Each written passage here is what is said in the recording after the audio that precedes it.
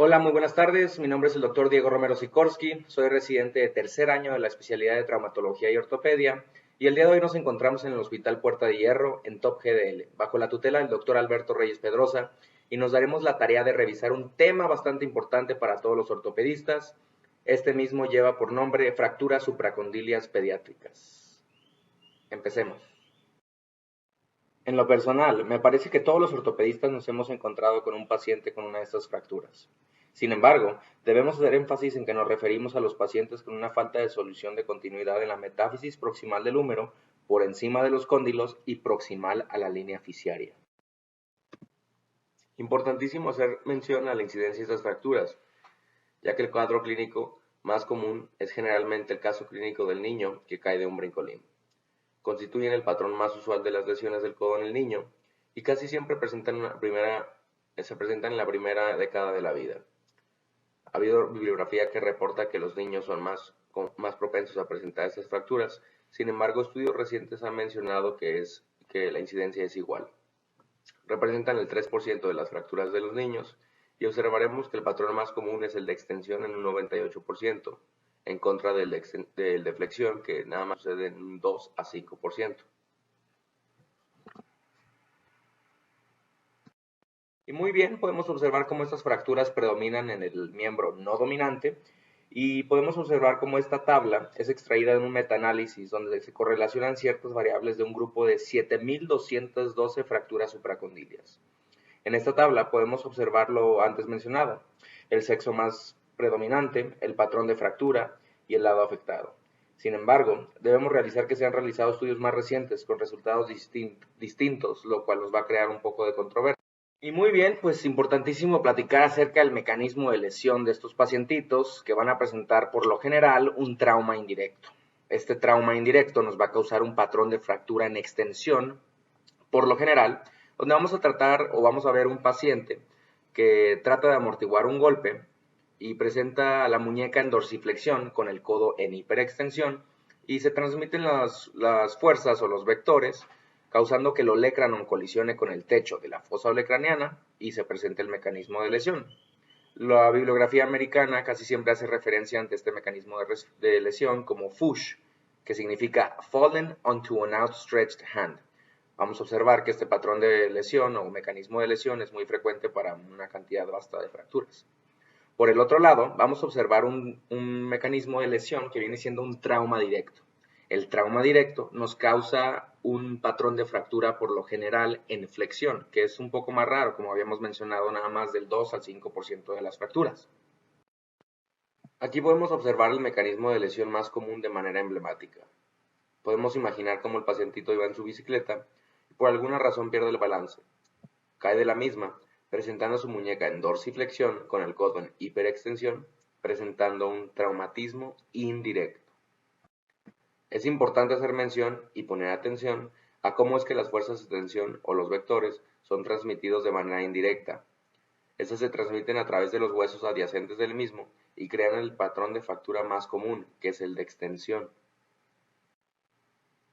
En contraste, podemos observar como un traumatismo directo, las fuerzas son dirigidas en su totalidad hacia el codo y no se extienden de manera indirecta o afectan a estructuras adyacentes. Aquí mismo podemos observar un mecanismo de lesión directo, donde el niño cae del árbol, sin embargo, las fuerzas y los vectores se dirigen directamente hacia el codo. Estas mismas fuerzas son las que causan de manera contundente el patrón de flexión. El patrón de fractura es bastante importante, ya que el tratamiento o la forma de reducción es completamente distinta de una para la otra. En esta radiografía podemos observar un patrón de extensión. Entonces, ya habiendo observado este mismo, podemos imaginar el mecanismo de lesión, siendo este un indirecto. Por el otro lado, este es un patrón de fractura en flexión, por lo cual podemos hacer referencia al mecanismo de lesión y entender que este patrón de fractura es muchísimo menos común, por lo cual la reducción puede resultar un poco más desafiante. El cuadro clínico del pacientito depende de la magnitud y desplazamiento de la fractura. Sin embargo, de manera típica, el niño presenta una impotencia funcional tras una caída, dolor y reciente bibliografía ha recomendado verificar las 5 Ps, como vienen siendo pain, que hace referencia al dolor, palidez, parálisis, parestesias y el aumento progresivo del dolor. Nos mencionan que estas 5 P's nos pueden auxiliar hacia evaluar a los pacientes de manera integral y ponen un gran énfasis en observar las posibles complicaciones que puedan o no presentarse en estos pacientes. La deformidad es bastante común en estos pacientes. La bibliografía la llega a describir como una deformidad en Z o también descrita como en dorso de tenedor. De la misma manera, podemos observar el signo del fruncido, o también conocido como signo de Pucker, que hace referencia al atrapamiento muscular o inminencia de su exposición. Una característica de los niños de la edad que se fractura en la región supracondilia es la hiperextensión del codo. Esta característica anatómica es un factor contribuyente para que se fracturen ahí más fácilmente. Este es un estudio realizado en 1982, donde se toman codos de mono cadavérico y se realiza un brazo de palanca en un escritorio. Encontraron esos autores que los monos con edad equivalente a una edad pediátrica presentaban una cantidad mayor de fracturas supracondilias debido a la hiperextensión previamente platicada. Aquí podemos observar nuevamente el signo del fruncido anterior, donde se propone que un fragmento proximal ha atravesado el braquial y la fascia anterior del codo. Cuando se desengancha el fragmento proximal, puede ser posible que se presente un sangrado con signos de fractura expuesta a grado 1. Se debe realizar una revisión sensitiva, motora y vascular en todos los pacientes con este signo. Más o menos del 12 al 15% de los pacientes presentan ausencia del pulso radial iniciando la evaluación, lo cual nos puede indicar la complicación vascular. A pesar de que el porcentaje de lesión vascular es bastante bajo, les presento un caso clínico de un paciente masculino de 12 años de edad donde podemos observar una fractura supracondilia. Menciona la madre que el niño se cayó de 1,5 metros de altura y es aquí donde se realiza el tratamiento inicial. Se pasa a quirófano donde se realizan maniobras de reducción cerrada y la colocación de clavillos. Sin embargo, al fijar la fractura se nota la hipoperfusión de la extremidad, por lo cual se decide en un envío a otro hospital. En ese mismo hospital solicitan un angiotac, donde podemos observar un daño al endotelio de la arteria humeral. Posteriormente se pasa el niño a quirófano y se decide la colocación de 2 clavillos laterales con uno medial. Se reduce la fractura y de la misma manera se realiza un autoinjerto de la vena safena para realizar la reparación vascular. Las complicaciones nerviosas se presentan en un 7% de los pacientes. Anteriormente, se creía que el nervio radial era el más comúnmente lesionado. Sin embargo, estudios recientes han observado cómo el nervio intraóseo anterior es el más común. De la misma manera, debemos hacer referencia a esa gran cantidad de pacientes a los cuales se decide la colocación de un clavillo medial, causando una lesión nerviosa iatrogénica del nervio cubital. Posteriormente hablaremos un poco más de eso durante el tratamiento. Es importantísimo solicitar radiografías distales y proximales del sitio de lesión, debido a que estas fracturas tienden a presentar lesiones adyacentes o concomitantes, como lo podemos observar en esta radiografía, donde el paciente cuenta con una fractura supracondilia, sin embargo, de la misma manera cuenta con una fractura de radio distal ipsilateral. Para realizar el diagnóstico, debemos solicitar radiografías AP y lateral de toda la extremidad. De la misma manera, podemos valorar la realización de un ecodoppler, angiotac o arteriografía en caso de que sospechemos de una lesión vascular. Y en las radiografías, donde podemos realizar ciertas mediciones que nos proporcionan información muy valiosa, como el FAT-PAD, ángulo de Baumann, línea húmero-capitelar y línea humeral anterior. La línea humeral anterior es una medición objetiva donde podemos observar cómo ésta normalmente debe de pasar por el centro de osificación del capitellum. En una fractura desplazada, esta línea será modificada y puede pasar por delante o por detrás de este mismo. El ángulo de Baumann para la evaluación AP es bastante conocido y nos puede proporcionar información en cuanto a la rotación y desplazamiento del foco de fractura. El ángulo húmero-capitelar es generalmente alrededor de los 40 a 45 grados y generalmente se cierra cuando un paciente presenta una fractura supracondilia. Podemos observar el grado de flexión o extensión tomándolo en cuenta de manera objetiva para realizar un tratamiento quirúrgico o conservador. De manera rápida podemos realizar un Quick Assessment radiográfico, donde podemos observar cómo podemos dibujar una gota humeral o reloj de arena que se forma con la fosa olecraniana, la fosa coronoidea y el borde superior de los núcleos de osificación. En condiciones normales vamos a observar un círculo casi perfecto y en condiciones anormales o en una fractura supracondilia vamos a observar irregularidades del mismo. En cuanto a su clasificación, tomaremos en cuenta la más clásica, que es la clasificación de Garland. A pesar de que esta fue creada en 1959, sigue siendo el estándar de oro, donde podemos observar que una tipo 1 es una fractura no desplazada, la tipo 2 es una fractura desplazada con la cortical posterior intacta y la tipo 3 es una fractura desplazada sin contacto de la cortical posterior. Se han realizado modificaciones de la misma clasificación para mejorar la variabilidad interobservador, donde se propone la tipo 4, que es una fractura desplazada con un alto nivel de inestabilidad. Diversos autores han intentado realizar modificaciones no solo para mejorar el grado de variabilidad interobservador, sino para subclasificar las tipo 2 y combatir la controversia existente acerca de cuáles deberían de ser sometidas bajo tratamiento quirúrgico y cuáles deberían ser tratadas de manera conservadora. Este es un ejemplo de la variabilidad interobservador que podríamos presentar, ya que existen traumatólogos que clasificarían esta fractura como tipo 2 y otros que diferirían diciendo que es una tipo 1. Aquí podemos observar una radiografía con una fractura supracondilia grado 3, sin embargo, existen los que podrían mencionar que es tipo 2. Por último, podemos observar una fractura completamente desplazada para clasificarla como una Garland 3 o 4. El tratamiento inicial, posterior a la evaluación, se debe realizar ferulizando al niño con una posición cómoda, generalmente a 90 grados o a tolerancia del paciente. Existe bibliografía que menciona la colocación de una ferulización puño-collar, sin embargo, existe bibliografía que menciona que no es necesaria la hiperflexión para mantener la estabilidad del mismo. Anteriormente, se creía en la manipulación previa a la realización quirúrgica. Sin embargo, debemos de mantener en cuenta que esto solo causa dolor innecesario a un paciente que ya será sometido a tratamiento quirúrgico de la misma manera. Las maniobras de reducción externa fueron descritas por John Charnley en su libro desde 1950. En este mismo libro, se refiere que se debe realizar una tracción contra tracción, posteriormente la desimpactación mediante el movimiento hacia medial y lateral, mientras mantenemos la tracción, y la reducción con la flexión del codo presionando el pulgar sobre la punta del olecranon y forzando la pronación del antebrazo.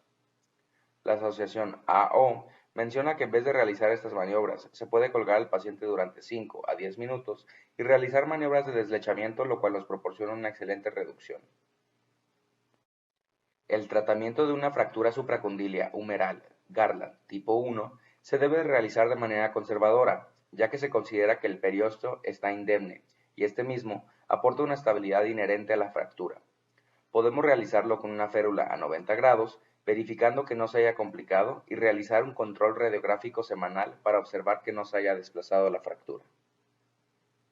Evidentemente, debemos de realizar tratamientos individualizados hacia las fracturas. Sin embargo, las guías de la Academia Americana de Cirujanos Ortopedistas mencionan que este tipo de fracturas debe ser sometida bajo tratamiento quirúrgico, con colocación de clavillos y reducción con maniobras externas bajo control fluoroscópico guiado.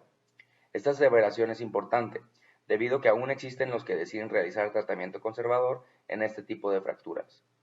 Debemos hacer referencia a que si la fractura abarca o discurre hacia la cortical posterior, la debemos interpretar como una fractura inestable, por lo que se debe de fijar. Las fracturas Garland tipo 3 cuentan con un desplazamiento completo y son sumamente inestables, por lo cual deben de ser sometidas bajo maniobras externas y colocación de clavillos para su fijación.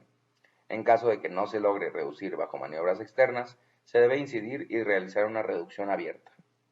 Existe la controversia latente acerca de la configuración que debemos realizar para la colocación de clavillos en este tipo de fracturas.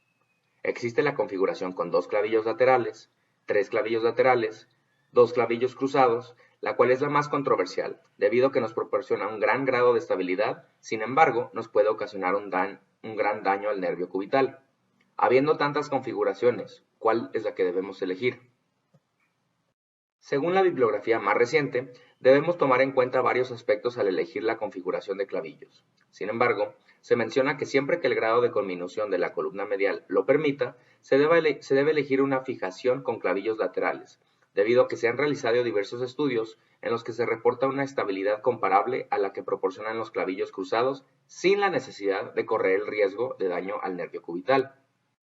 Incluso, existe bibliografía que reporta que los clavillos laterales no solamente otorgan estabilidad comparable a la de los clavillos cruzados, sino que abogan y mencionan que cuentan con un grado de estabilidad mayor comparada con los clavillos cruzados. Para que logremos obtener una estabilidad comparable a la de los clavillos cruzados, debemos de colocar los clavillos laterales de manera adecuada, y se debe mencionar que estos deben de tener una separación mayor a 2 milímetros al trazo de fractura o utilizar la regla de 1/3. De la misma manera, no nos debemos preocupar si el clavillo cruza la fosa olecraniana, por lo que el paciente estará inmovilizado mientras se utilice el clavillo. Antes de doblar y cortar los clavos, debemos revisar la estabilidad de nuestra fijación con maniobras varo, valgo y rotación. Podemos realizar los vendajes con gasas en tipo pantalón, debido a que si enrollamos las gasas alrededor de los clavillos, los pacientes pueden presentar granulomas. De esta manera, podemos observar otro caso clínico de un paciente de 13 años de edad, el cual se encontraba andando en bicicleta y cae de la misma presentando un mecanismo de traumatismo indirecto. Acude con nosotros y solicitamos estas radiografías en las cuales podemos observar un foco de fractura. Se explora al paciente de manera integral y se inmoviliza. Se otorga medicamento analgésico y 12 horas posteriores se somete bajo tratamiento quirúrgico con maniobras de reducción externa y colocación de 2 clavillos laterales. Como podemos observar, la columna medial no cuenta con conminución, por lo cual se comprueba la estabilidad del foco de fractura bajo visión fluoroscópica y se decide su egreso hospitalario. Se realiza una revisión seriada a las 2 y 4 semanas y se decide el retiro de clavillos presentando una fractura totalmente consolidada. Por otro lado, les presento el caso clínico de un paciente femenino de 14 años de edad, el cual refiere a su madre que cayó de la cama. Se realiza una exploración física seriada, comprobando la inexistencia de complicaciones, y se decide el internamiento para realizar tratamiento quirúrgico, en el cual decidimos la colocación de 2 clavillos laterales. Sin embargo, evaluando la conminución inicial de la columna medial, se decide la colocación de un clavillo medial adicional. Es importante entender que la configuración utilizada determina el foco de fractura y no la preferencia del cirujano. El seguimiento de los pacientes se debe realizar semanalmente. La complicación más frecuente es la migración de los clavillos y sucede en un 2% de los pacientes.